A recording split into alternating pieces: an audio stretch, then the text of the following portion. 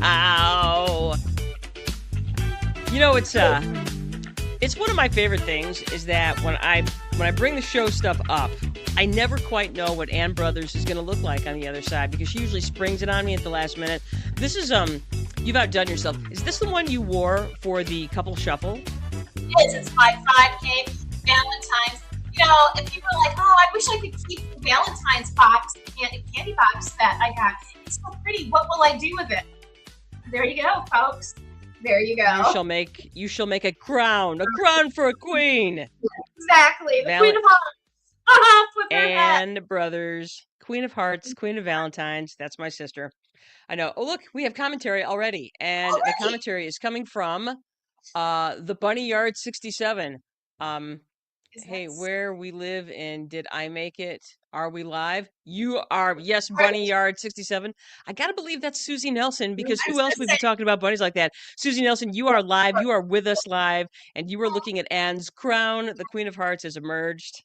Yes. And here we are on a Sunday. Yes, you guys, we're coming in early today because, we are helping you fill the time between now and the Super Bowl. You don't have to choose, you guys. You can still watch the Super Bowl and get all of the brothers, sisters you can possibly get. And we're helping you fill the time because right now they started Super Bowl coverage at like 6 o'clock this morning, and they are literally going to talk about nothing for the next 12 and a half hours. So, yes, right now they're speculating. Right now you can be on your FanDuel betting your entire savings, your life savings. You could also be betting your children's college fund over the coin toss. That seems like a sound investment. So there we go. Yeah. You mean the Bad Bunny concert, motherfuckers? That's exactly what we are talking about, Susie Nelson. Right. The Super Bowl, which is surrounding the Bad Bunny concert.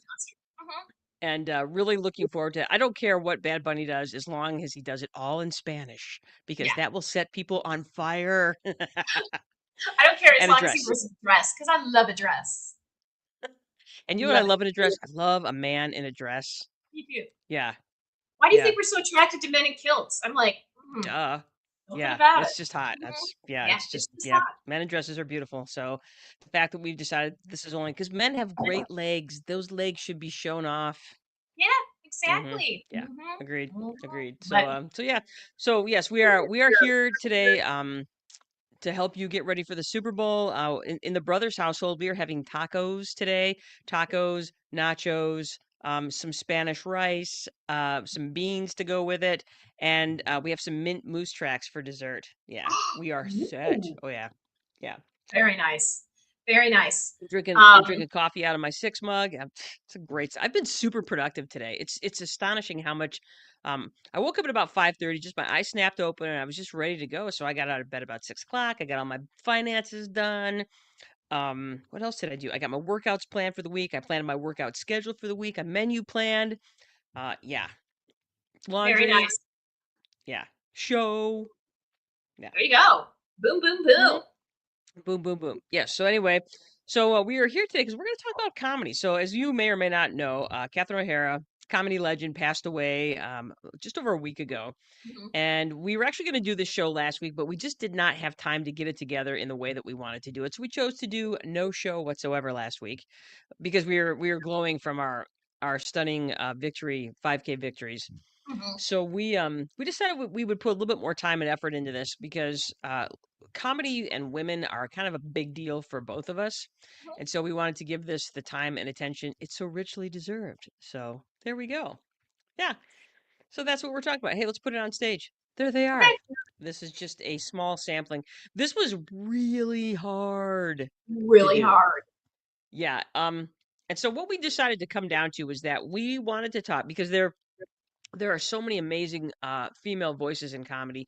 We decided to go with the ones that were sort of most influential for us, rather than say, "Hey, who's the best?" You can't. There is no who's the best. There's so many incredible perspectives and ideas and voices and things to talk about and things to think about and experiences that women are bringing forth, which is amazing.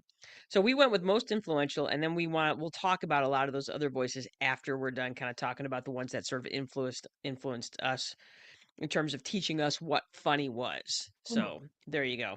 And you want to kick us off? You want to welcome our people? I'd be happy to. I would be okay. happy to. Then let me go ahead and bring that up, and here it is. I want to welcome you or welcome you back to the Brothers Sisters Smart Dumb Fun. We are Anne and Janice Brothers. We're sisters. Our last name is Brothers. We know we're adorable. Thank you. We're In in more our ways than one. 50s. Exactly. We're in our 50s, which makes us Generation X. And that means that we could not wait to get our driver's licenses. I know it's a thing for a lot of people now, younger people, to wait to get their driver's licenses, but man, we couldn't get them fast enough. The Generation X people, all I knew were like, couldn't wait till they could start driving. So there you go.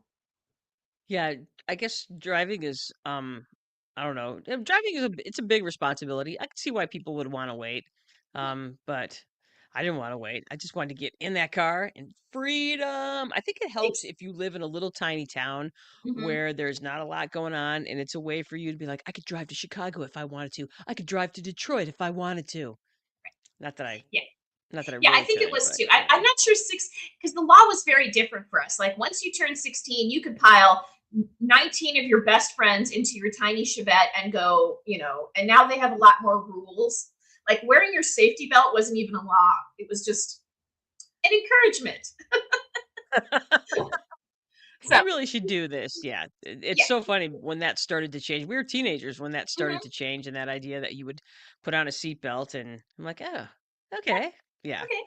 So yeah, Yes. but it was not a So, law. And of course there was no cell phone. So, you just kind of had to like pick up all your friends and hang out together and yes. talk. We got Tara Trotter with us. Hey, girl. Hey.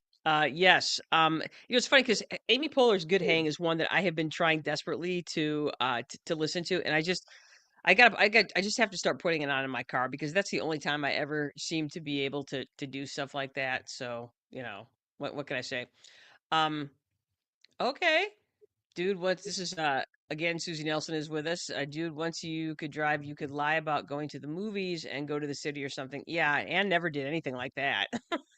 I never did it. Exactly. I was like, and we didn't have phones, so nobody could track us. So I used to Mm-mm. lie about going places all the time. I'm like, they Mm, didn't really want to know where I was going. I didn't really want to tell them. It really worked out for everybody involved. was here we go. The godmother of the brother sisters, Lynn Brand, is with us. Hello, Lynn Brand. How Hello, are you? Um, so yeah, that's kind of that driving was one of those, and big shocker. I never did anything like that. So there you go. Oh my. All right. So yay, Carol Burnett. We're Don't you gonna worry. talk We about will. her though. There will be much discussion about Carol Burnett today. Mhm. Trust me. So Yeah. fear not. All right, hang on. We got Susie Nelson. What in the holy hell is happening? What kind of technology is happening right now? I don't really know. I don't know. I don't So know. I don't know. I thought I would So have a yeah. jet rocket by now, but instead I just have the AI that seems to be racist. So And I that's don't what I believe got. it seems to be. I believe it is, and It is. misogynist, and all kinds of other terrible things. Okay. Anyway, sorry. Where Exactly. were we? We digress. No jetpack. Okay, so we Mm, talk about smart stuff, fun stuff, dumb stuff, or any combination of the three. And we are not cool, hip, or sexy, unlike many a podcaster nowadays. And we mm. know that we are not any three of those things because we did a 5K recently at 9 a.m. on a Saturday morning, and it was 11 degrees, and it was Yes. snowing. So cool, hip, and sexy And people don't do that. well, here's the other thing too. You might be cool and sexy, but when you're dressing yourself for an 11-degree um 5K in the snow, nobody looks sexy. We all look like we have every layer we own on, and we all just look chunky. That's the Yeah, best way I can describe the experience. Even the skinny people look chunky. So yeah. Everybody looks chunky, and everybody has resting um, bitch face frozen onto their face because you're just like you're so miserable. Actually, it's more like resting. What is it? Compacted poop face is really what it is. well, and I'm one of those assholes that like um when I'm overly enthusiastic, and so like when I was running because it was a down and back, and so then you have like all of your elves that run off, and then you have a slow doughy mouth breathers who like you're halfway through the first half of it, and most of the rest of the field is on the way back. And so you stick your hand out, you're like, "Hey, good job, high five."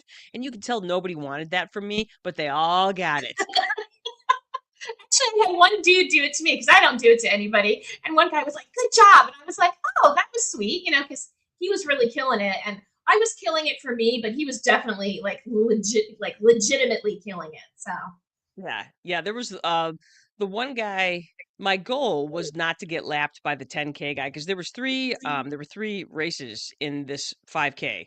There was a 15K, there was a 10K, and there was a 5K. And my goal was just not to get lapped by the 10K guy. me So, too. And I yeah, just barely made it. I think I was like, correct. Correct. a grueling minute ahead of him. So Yay. yay, exactly. All right, what else we got? What else we got? Oh, so Tell me. we're not a true crime celebrity or influencer podcast.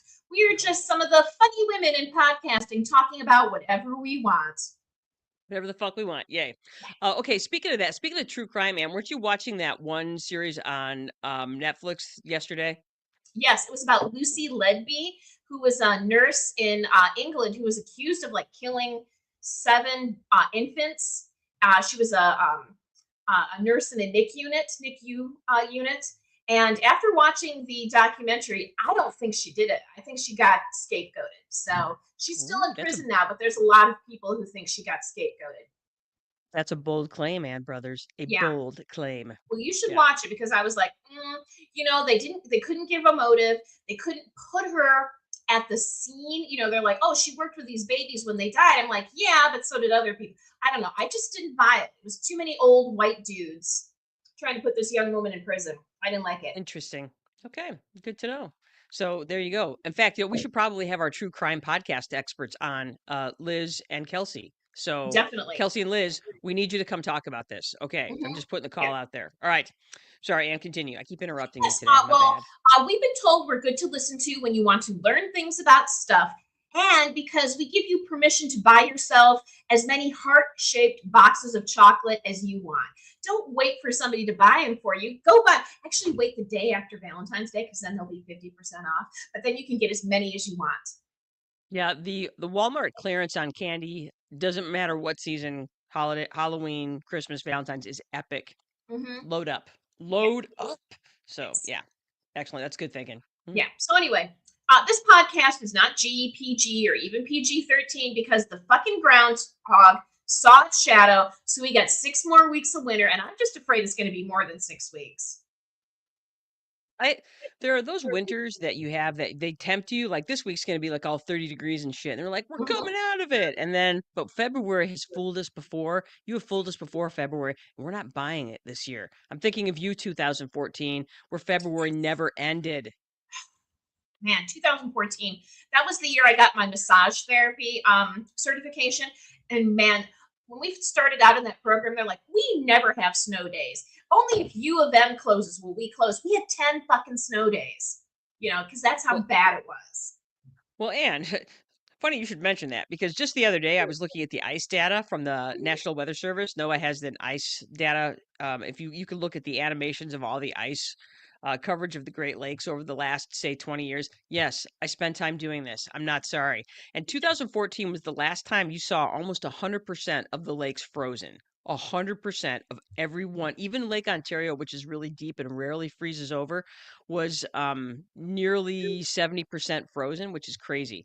So all of Lake Michigan, all of Lake Superior, all of Lake Erie, all of Lake Huron, and most of Lake Ontario. So it was effing cold, and it hasn't happened since. This year we're having actually a pretty I think we're at like 70% this year, which is high compared to the last couple of years.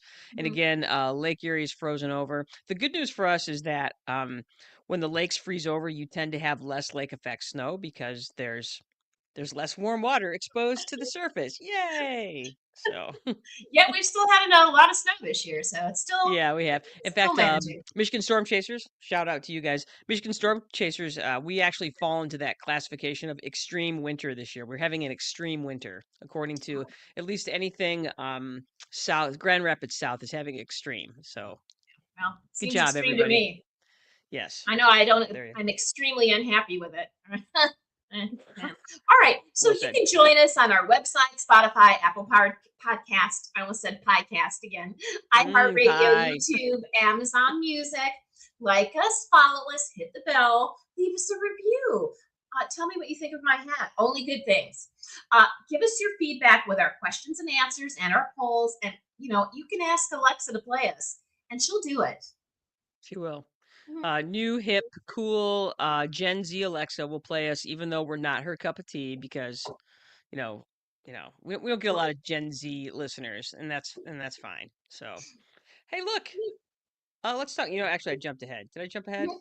I think I No, jumped you ahead. went back. No, I didn't. Okay. I jumped behind. I know I'm all over the Mm. place today. Part of it is that I've had too many cups of coffee. I've had 3 cups of coffee today because it's so good. It's my Uh-huh. own fault. I'm having another one right now because it's delicious. All right. Remember, you can support the Brothers Sisters for absolutely free. All you got to do is like, follow, subscribe, Spotify, YouTube, Instagram, Facebook, Apple Podcasts, iHeartRadio, Amazon Music. Sharing is caring. Tell people to smash us. Smash us. There you go. Should we talk about the smart dumb fun stuff that we did? And we got 2 weeks worth of smart dumb fun stuff. And Yes. start us off. Well, so much fun stuff. First of all, my smartest thing I did was I went and saw a live interview with Margaret Atwood. She's an author, Canadian author. Perhaps you know her from her works, The Handmaid's Tale, or The Testaments, or the Mad Adams series. She's written over 50 books of fiction, nonfiction poetry. So she is plurific. Really, I was so excited to Good go see her. word. She's not getting any younger, and the tickets were they were above my price range, but I texted Jenny. I'm like, is it okay if I spend this amount of money to go see Margaret Atwood? So I went and saw her at the Detroit Opera House in Detroit a couple of Mondays ago. It was so worthwhile. I can't wait to read her new biography. The woman is brilliant. And what else? Another thing, of course, I love her writing, but how much she has worked to pull other women up behind her, I think is also one of her great legacies. Will be one of her great legacies. She's also a birder, and Jenny and I went and saw a talk with Amy Tan a few years ago, who's also a birder. So I'm like, birding women are awesome. So there's yeah, it was just I wanted her to talk for 10 hours. I didn't want it to stop. Yeah, I love talks like that where you're like, Mhm. no, no, don't let it be over. Don't let it be over. So another thing that actually I did this with Duncan and Jenny and Jenny's husband Joe. We went and saw a candlelight concert at the First Presbyterian Church in Ann Arbor, and they did four-string quartet. They did Vivaldi's Four Seasons, and everybody's probably familiar with some of this work. And you're like, oh my gosh, this is Vivaldi. So I was very excited to go see that. I've seen two candlelight fever concerts. Both of them had to do with Halloween themes.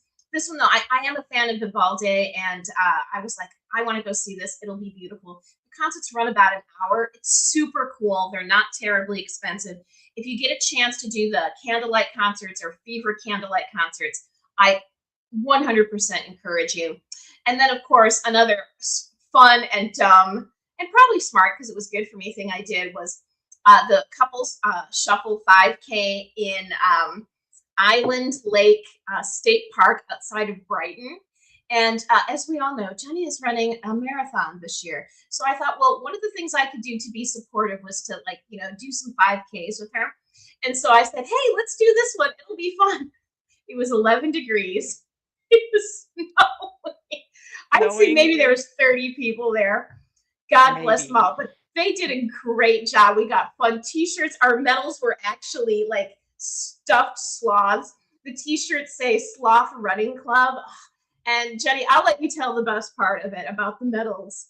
But I just want Uh to say I had a fantastic time. They did a great job. It was really actually quite a beautiful place to walk. I just walked. I don't run. I just walked. But man, I was really proud of us when we were done. yeah, it was well, it's so funny because we got to the park and there was nobody there. It was like I'm like, did they cancel it and not tell us? And so we finally found it where it was. And again, we were one of the first people there. There was only like 6 people there when we got there. Mhm. And so there might have been 30 people when we started, and it was lovely. I was doing my little intervals because I'm like I said, I basically started from nothing in my marathon training, so I'm doing much better. I did 5 miles yesterday, so that's I'm getting there. Mhm. But so we finish, and I go to pick up my sloth, because you get your little sloth and you get your little, granola bar or banana, and they were frozen solid. Don't get me, and like there was no eating those. You put them in your coat and hope that, yeah. So as soon as I got done, I went to the van and got my big girl coat on and waited for Ann and Joe to finish. But then I was talking to the guy because it was like, there was like me at the finish line and everybody else left. And he's like, "Hey, what's your, I'm going to look up your bib number. You might have qualified, for a prize." I'm like, "A prize?" And sure enough, because of the small turnout and most of the people were in the 10K and Ann and Joe and I were in the 5K, I actually finished first in my age group. So that's right. They gave you this cute little medal because I won my age group. And then Ann came in a little bit later and she took second in her age group. And then Joe, who finished last in the 5K, took first in his age group. So we all walked out of there with gold medals. Mine is silver. I was so excited about my medal because this will never happen again. I wore my Mhm. shirt and my medal to work on Monday. When people were like, "Oh, Yeah. what's that?" I'm like, "Oh, I took second in a 5K for my age group." I did not tell them that there was only two of us in my age group because I'm like, "Fuck you! It doesn't matter." It was 11 degrees. It was snowing, and man, I walked I walked better than I did the last time I did a 5K. Last time I was like at 51 minutes. This time I was like 49 minutes. So I'm Yeah, like, you crushed yeah, it. Crushed it. yeah, So crushed it. So I was very, very pleased with myself. I have it on my purse now. So when people are like, "Hey, what are you up to?" I'm like, "Oh, well, here's the medal that I won." I'm first in my age class. Yeah, and it was nice too because a lot of times when you do any sort of running event, the age groups are groups of 10 years, and Mm-hmm, ours was only a group of 5 years. So your chances go way up then. So mm-hmm, yeah. So that was really fun. And I love running events because it's it's a fun way to get some free granola bars. Well, granola bars that you paid for ahead of time. Yay. And it's nice too because a lot of times you'll get to see some terrain that maybe you didn't get to see otherwise. So it's always fun and exciting. I've said this for years that the best way to get to know a place is to walk it or run it because it forces you to kind of look around, and especially as you get tired and you need something to distract you, look around and see what you're looking at. And it was lovely. So yeah, I would say that was as you can see from my list. I had many of the same things. I also wanted to give a shout out to Night of the Seven Kingdoms, which is one of the newer shows on HBO right now. It's yet another Game of Thrones series, but unlike Game of Thrones and House of the Dragon, this one has a very different tone. It's a short 6 episodes, 30-minute episodes, and it tells the story of Sir Duncan the Tall, which is he's made reference to a few times in Game of Thrones, and his relationship with his young squire Egg. And it's just a really great show. It's compelling. It's just really kind of this little sweet tale, and yeah, so really loving it. It's really well done, as only the makers of Game of Thrones can do. So well done. Just so you know, after we got done with our 5K, we treated ourselves to a trip up to Fenton because it was only 20 minutes away, and we went to Crust, which is considered the greatest bakery in Michigan, and that's not a lie. mm-hmm. Then I'd never been there before. We went to Frida Petito's after the Vivaldi concert in Ann Arbor. So good. They make what might be the best mojito I have ever had. So good. Well, it is a Cuban And place, so they it should. is a cue. Yes, they should. Uh, the Winter Olympics has begun.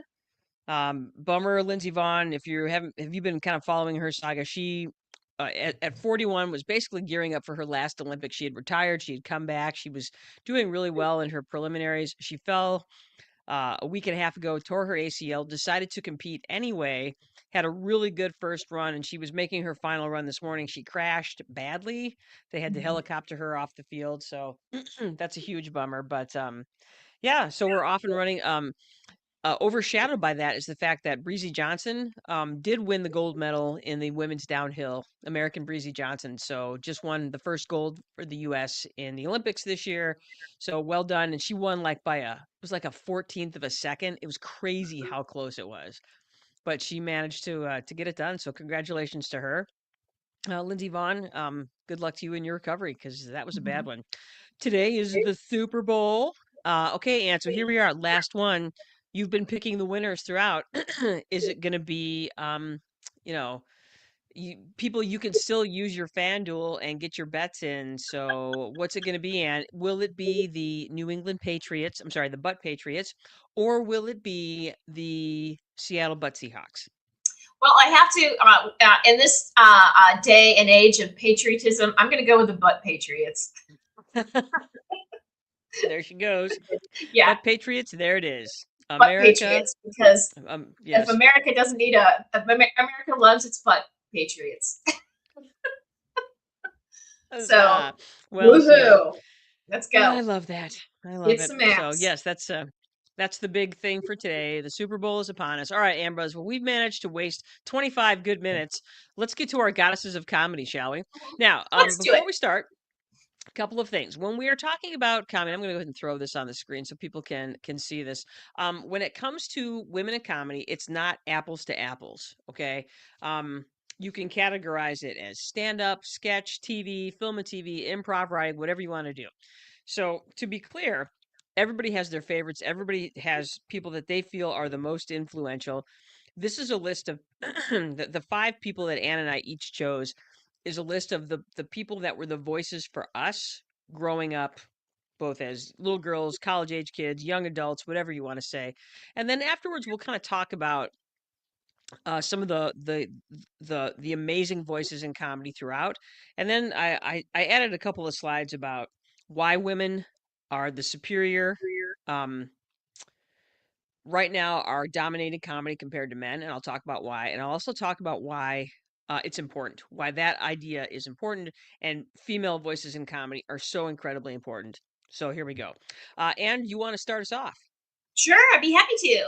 Okay. Do you want me to bring this on screen or do you want to just keep it? Oh, actually, let's talk about what prompted the show.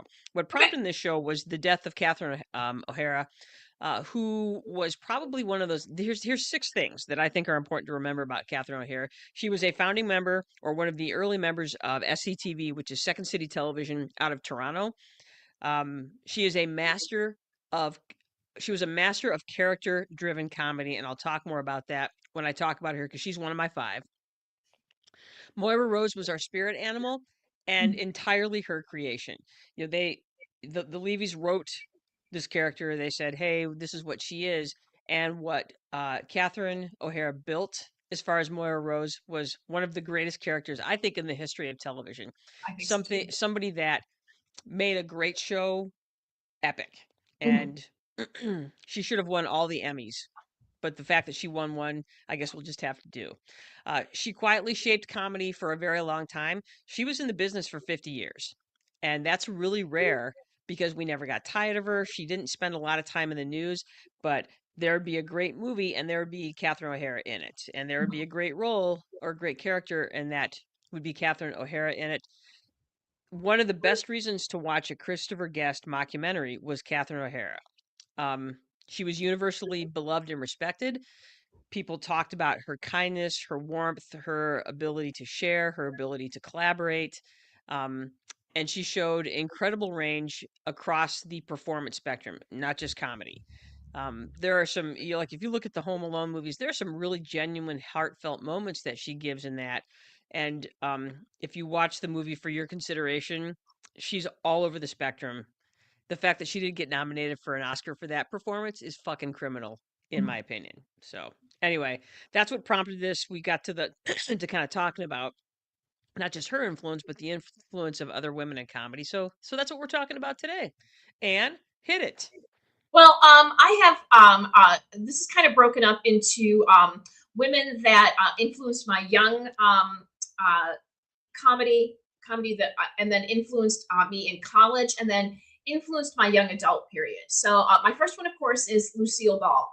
And the reason why I started watching the Lucille I Love Lucy show was because of my Aunt Patty. My Aunt Patty loved Lucille Ball, and she encouraged us to watch it. And there was always reruns on when we were growing up at noon. There was a rerun of Lucille Ball. And so I spent my young years, my elementary school years, watching this hilarious woman who had brilliant um, physical comedy. And then she had a cast of people who surrounded her and made her comedy even more impressive. You know, she had people who, Ethel Mertz was her straight man. damn, if she, the two of them together, woof, I loved their physical Comedy, comedy. comedy And gold. Yeah. I never got tired of watching the reruns of Lucille Ball. And then, of course, Carol Burnett was another one that I watched the reruns of when I was about the same age. She would come on out of Chicago in the afternoon. And so Jenny and I would spend an hour watching Carol Burnett reruns. And Duncan and I pulled up a video of her and Tim Conway yesterday doing a bit, laughing out loud, Jenny, just laughing out loud still. And this was done in the 60s. So it was so funny. These women, both Lucille Ball and Carol Burnett was great at doing characters. She could do so many characters, and she had good physical comedy. And Lucy just had great physical comedy. So I didn't hear that women weren't funny. I wasn't told that women weren't funny until I got to college. And then I was like, that made no sense to me because I grew up watching these funny, funny women on TV. And then in my family, the funniest people in my family were women.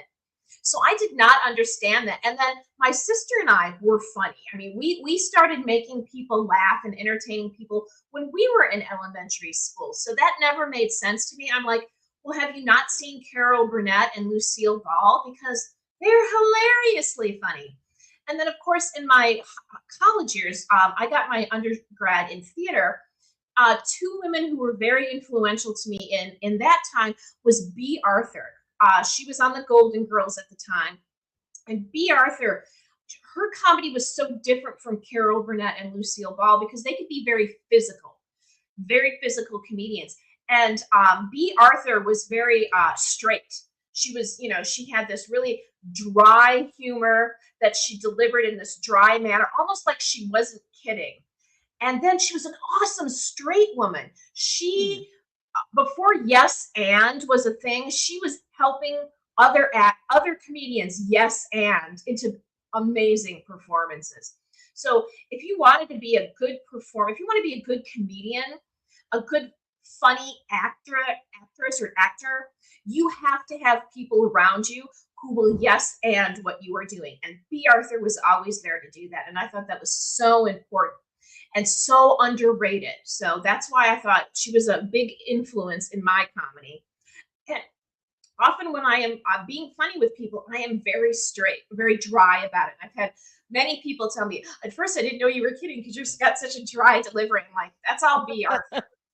Catherine O'Hara, is because a lot of her things, of course, Schitt's Creek didn't come out until a few years ago, but I experienced her mostly in the mockumentaries. And I was like, damn, you could put her in any situation and she could make it brilliantly funny and so memorable. So very early on, in that it was like, how does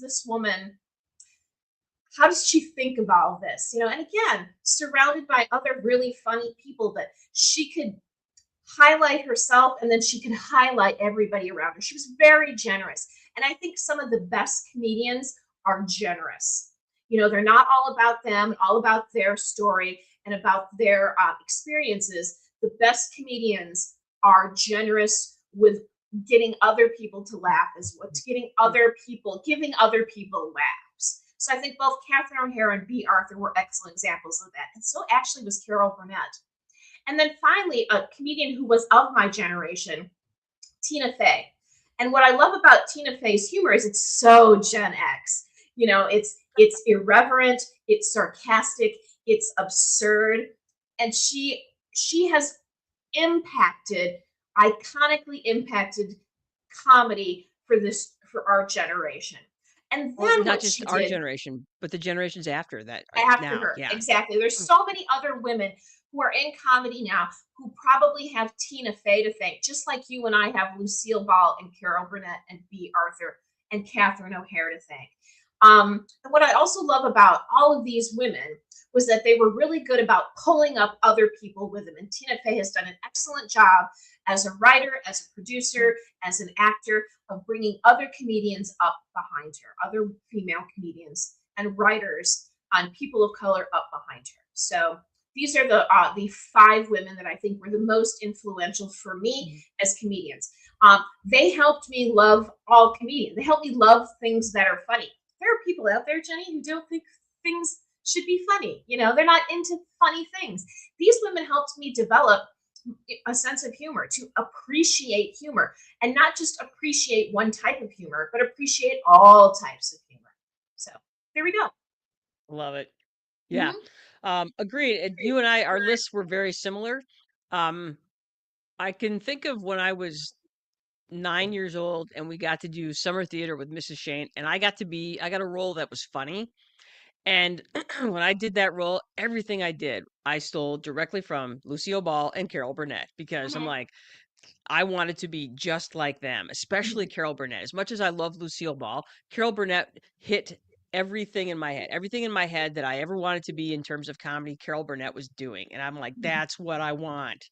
And she will always and what I love about her now is that she still works, and again, she's got this incredible range in terms of comedic, dramatic. I mean, like if you saw Better Call Saul, she's on a few episodes towards the in the last season of Better Call Saul, and she just kills it. Kills it. Yeah. Um, I chose Tina Fey and Amy Poehler because they're Gen Xers all the way for different reasons. Tina Fey is my spirit animal. If you've read Bossy Pants, you learn something about her. If you watch the show 30 Rock, it's just she really does encapsulate a lot of what women are thinking, feeling, hearing, especially our generation of women. I love Amy Poehler is a huge influence for me, not because of what she did with Parks and Rec or Saturday Night Live. I have huge admiration for Amy Poehler because she's one of the founding members of Upright Citizens Brigade in New York. And I feel like Upright Citizens Brigade has done for improv and performance and sketch what Second City did for Chicago. And when you look at the tree of talent that came from Upright Citizens Brigade, that's Amy Poehler's influence on comedy. And I think that's a huge shout out to her and why she's so incredibly influential in comedy. And she doesn't get a lot of credit for that. And I think that's one of the things that you have to know that she's iconic for that reason. And then of course O'Hara. Um, she again was sort of I didn't really discover her till I was in college or a little bit later. The two performances for her that are my favorite, even though I would say the best of the best is what she did in For Your Consideration, but my favorite is Sheila Albertson in Waiting for Guffman. God, that audition scene that she does with I can't think of his name is so great that it's criminal how hard they nailed the whole regular people doing civic theater. As somebody that's worked in civic theater a little bit, you know what they're doing is so on the money. And then the second one I love is her role as Cookie Fleck in Best of Show. And it's not because of the outrageous stuff she does, it's the character that she's built there. The scene where we're first meeting Cookie and her husband, and he's talking about how she's had, dozens of boyfriends. And she's like, oh, hundreds. Just she's so deadpan about it. And again, these are these incredibly different characters that she puts together. I'm like, I can't even imagine how great a study of just, humanity that she was. And what's even more impressive is like, if you look at those mockumentaries, Christopher Guest and whoever he was writing with, Dan Levy, not Dan Levy, Eugene Levy, Levy, they would basically frame out these scenes and characters, and then it was up to the actors to build those characters and dialogue those characters.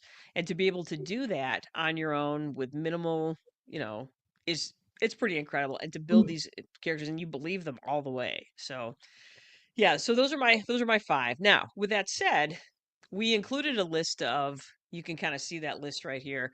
Um, of all of the women are incredible. We could only choose five, but we wanted to make sure that we shout out this list of women. And this list of women, I'm going to read it out real quick, is Phyllis Diller, Bridget Everett, Paula Poundstone, Amy Poehler, Paula Pell, Amy Schumer, Sarah Silverman, Jean Smart, Jenny Slate, Nikki Glazer, Mindy Kaling, Maya Rudolph, Kristen Wiig, Melissa McCarthy, Rose Byrne, Jan Hooks, Nora Dunn, Gilda Radner, James Curtin, Abby Jacobson, Carrie Fisher, Kate McKinnon, Leslie Jones, Renee Elise Goldsberry, Rebel Wilson, Gracie Allen, Jane Krakowski, Sherry Shepard, Kelly Kemper, Carol Kane, Ilana Glazer, Ali Wong, Julia Louis-Dreyfus, Betty White, Amber Ruffin, Wanda Sykes, Molly Shannon, Amy Sedaris, Rachel Dratch, Sherry O'Terry, Phoebe Waller-Bridge, Hannah Einbinder. These are just a few. This is just, we Oh, know Jen, there you are forgot more. Joan Rivers. She was at the top above Phyllis Oh, Joan Diller. Rivers, there she is. And Joan Rivers is again. If you look at Joan Rivers and Phyllis Diller, you can go ahead and call them iconic, groundbreaking trailblazers because they were. So, and what's great about this list is that it's old school, it's new school, it's middle school, whatever you want to call it. It's incredible, and this is not all of it. This is what we could think of right now because we were in a hurry. We get Mhm. it.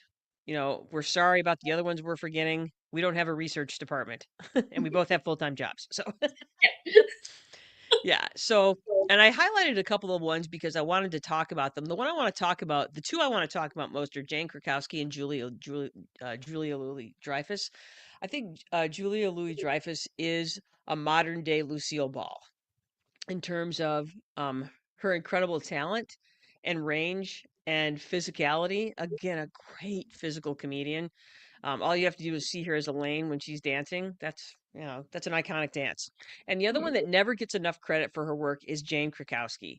She is beyond brilliant as a comedic performer. Uh, if you saw her work in 30 Rock, you're like, why isn't she dripping with Emmys? Mhm. Yeah. Yeah. Yeah, I love her a bazillion, so incredibly talented. And the ones I highlighted in blue are ones that I think the one I want to talk about first is Carrie Fisher because we all think of her as Princess Leia, but if you've ever read anything that woman has written, she is one of the sharpest comedic minds and just sharpest minds, especially of cultural Mhm. of what's happening culturally is yeah, incredible. Rose Byrne is an underrated comedic actress, that's for Mhm. sure. Um, Bridget Everett and Amy Schumer. One of the things I love about Amy Schumer is that we were introduced to Bridget Everett on the Amy Schumer show, and Mhm. I think Bridget Everett has done an incredible job of pushing forward. And of course, Jean Smart, who's now won every Emmy ever over the last 4 years for the show Hacks, Mhm. and her excellent co-star Hannah Einbinder, who is a great, I would say, Gen Z voice, and they play Mhm. on that really well in the show Hacks. So awesome, completely awesome. Mhm. So yeah. Yeah. Forgot. Neglected so many people from this list, and I apologize 100% because there's so many funny women out there. So many funny women, all for So different things. You know, I think about Julie Louise Dreyfus and like Bridget Everett or Amy Schumer, how far their comedy can be. Um, Julie Louise Dreyfus, if you have not seen the show Veep on HBO, you must see it because her comedic range is on full display. well, and the thing is, it's like there are two women who have dominated comedy and television over the last 10 years, and that is Julia Louis-Dreyfus and Jean Smart. I Mhm. mean, when you talk about who's winning the Emmys for comedy, it was Julia Louis-Dreyfus and then Catherine O'Hara and then Jean Smart, and they have dominated that category for years. And there's a Mhm. reason for that because they're amazing. Mhm. Exactly. Yeah.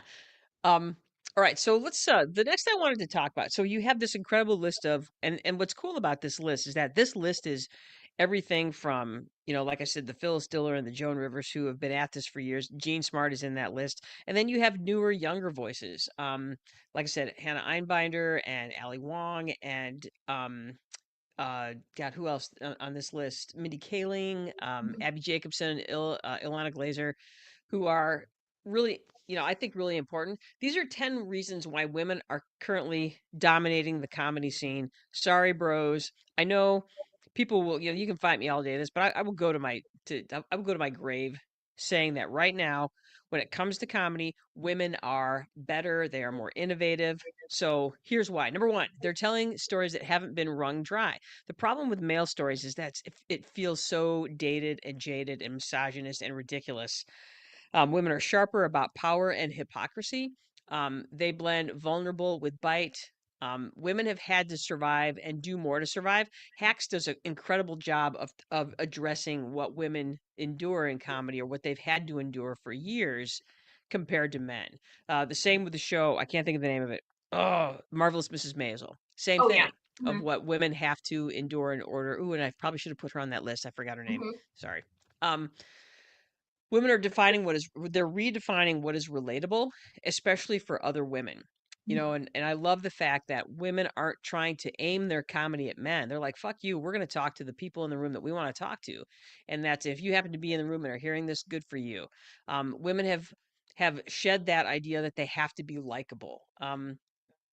Bossy Pants, in Tina Fey's book Bossy Pants, she talks about Amy Poehler doing something. They're in a meeting, they're kind of messing around before a meeting, and Amy Poehler did something that made Jimmy Fallon cringe. And he's like, "Oh, don't do that. It's not cute. I don't like it." And Amy Poehler talks about the fact, or Tina Fey talks about the fact that Amy Poehler just turned to him and says, I don't fucking care if you like it, and that she was not kidding. And I think that's exactly the attitude that women are taking now. I'm like, I don't really fucking care if you like it. This is the way it is. So they're mastering multiple formats: TVs, movies, sketch, social media, writing, podcasts. And I believe that they're reflecting culture more accurately than men are. Um, Comedy is dominated by white guys and it's boring. And that's why I don't really like it. I don't enjoy watching men do stand up comedy because it's ridiculous and boring. Um, Women, I think, are better at building comedy communities. Broad City is a great example of that. Abby Jacobson and Ilana Glazer have built a show. They were intentional about hiring female writers. They were intentional about hiring women for their crew. It's very much a women based show, and I think you're seeing. And I think of when I look at the Amy Schumer show, she had other voices and other comedians on that show as well that she was bringing along with her, and I think it's really great. Number 10, women are expanding comedy's emotional range. You look at a show like Fleabag, which I believe is one of the most perfect shows ever written. It's 2 seasons. It's Phoebe Waller-Bridge, and she wrote it, she stars in it, and it will make you laugh and laugh and laugh, and at the same time it will bring you to tears. And same with Somebody Somewhere, same with Hacks. These are shows that they're funny and they'll hurt you a little bit all at the same time. And I think that's very much part of the female experience. So, women feel things deeply, and that's part of what makes us great. Mhm. Any thoughts on that, Ann Brothers? Well, I was just thinking back to, women aren't funny, and I was like, how is comedy? If you have experience, you can be funny, and how does discounting women's experience somehow make them not funny? Humor is human. So when you discount 50% of your population and say that they're not funny, you're really doing yourself a disservice because it's a way to learn about who you are as the comedian and then engage your audience into learning things as well, to learn more about how humanity works, not just one portion of humanity.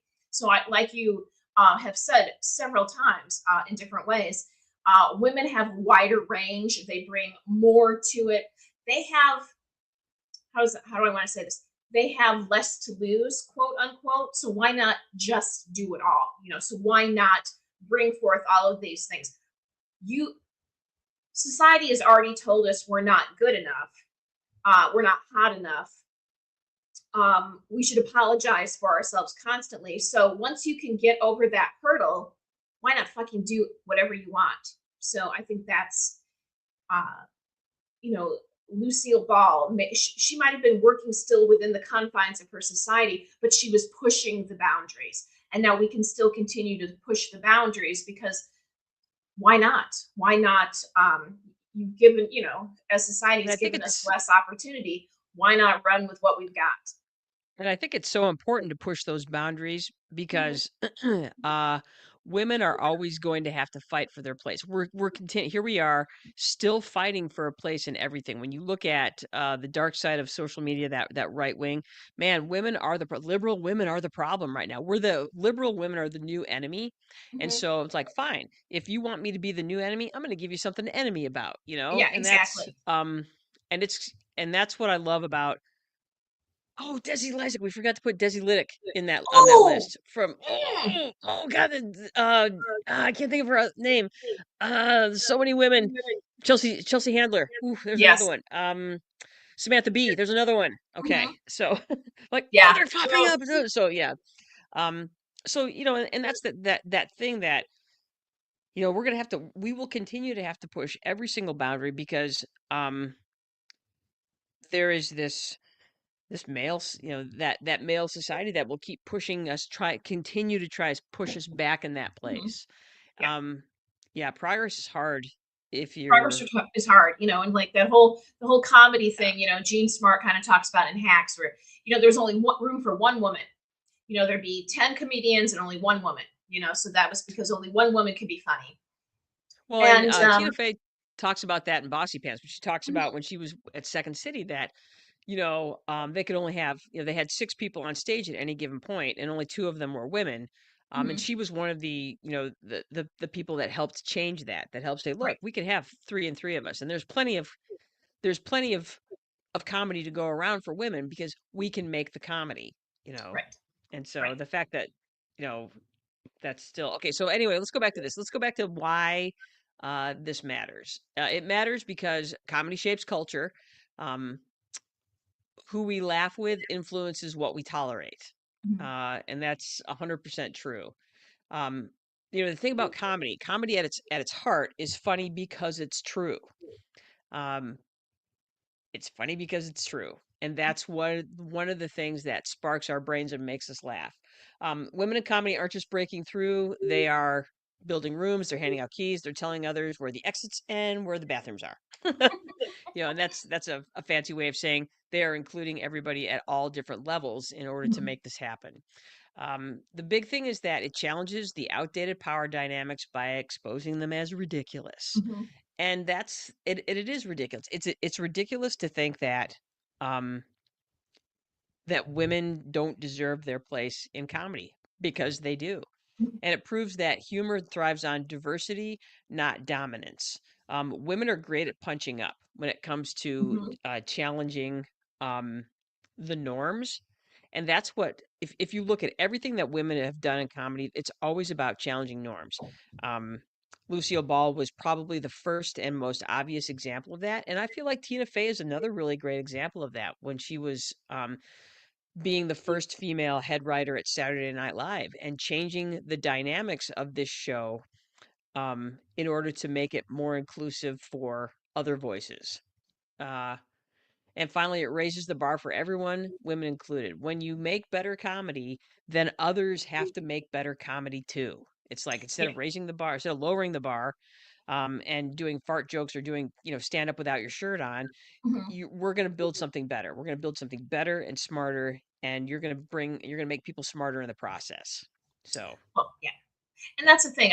I'm very tired of hearing the excuse of like, well, people just aren't funny anymore. They don't find the same things funny anymore. I'm like, of course they don't. Of course they don't find the same things funny. Do you find the same things funny that were funny in the 1920s? Of course you don't.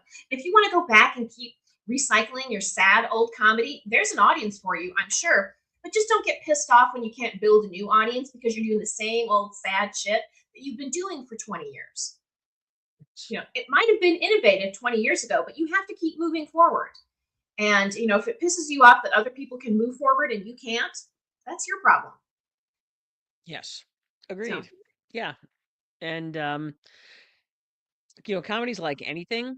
You can get new information, and it can change your mind. mhm, And comedy shouldn't be any different when it comes to how we learn and do our thing. So, whew, and brothers, yes, we bringing it. Yeah, I know that was we good. did. I think, yeah, yeah. There's so much more we could talk. This is one of those things that I could literally talk about Mhm. a lot. I'm passionate about this, and The thing is, and I we could break the comedians down into different sections. I mean, literally, we could have like a show about comedians every month and just do yeah, feature five, five other people, five other people, five. We could do this for this could be our podcast, Jenny, where we just talk about could I comedians, could. So yeah, funny yeah, it's babies. great, and it's important, and it's so fun now because there's so many ways that you can watch comedy. Mhm. You can go and you can watch specials on Netflix or that or whatever. And If you, social media is it's and what's fun now is that you're seeing a lot of people that um Jane Wickline, that's a great example. Oh, I should have put her on that list because Jane Wickline is currently on Saturday Night Live, and she made her way to Saturday Night Live by featuring herself on TikTok and putting out some absurd, funny stuff on TikTok, and now she's putting out her absurd, weird stuff on Saturday Night Live. And so here's another really funny woman who used her strengths to become more of a household name. So Mm-hmm. good job, Jane. Yeah. Yeah. All right. We did it, Anne. We did another show. Well done, everybody. Um, thank you for spending a nearly 55 minutes with us, learning things about stuff. Today, you learned who our comedy influences were. Um, we each had a pretty similar list based on our ages and that sort of thing, but we also talked a little bit about who else is in comedy, who's female, who's amazing. The list is lengthy, and Mm-hmm. we didn't even get them all. There's so many. I So, know, I know. I feel like yeah, the show still isn't. We're probably going to have to do that, Jenny, a couple times a year. We're just I going to have to say, know. all right, this is the area of comedy we're going to focus on. Here's here's some women we want to Here's talk who we about love. Yeah, because yeah, man, there's absolutely. so many good, so many So many. Yeah. great women in comedy. Yes. So that's what we talked about today. So good job. Remember, we want to hear from you. We love getting our commentary from Nancy and Lynn and Susie Nelson and Tara Trotter. Thanks for coming on and jumping in with us. We appreciate you being here. We want to hear from everybody.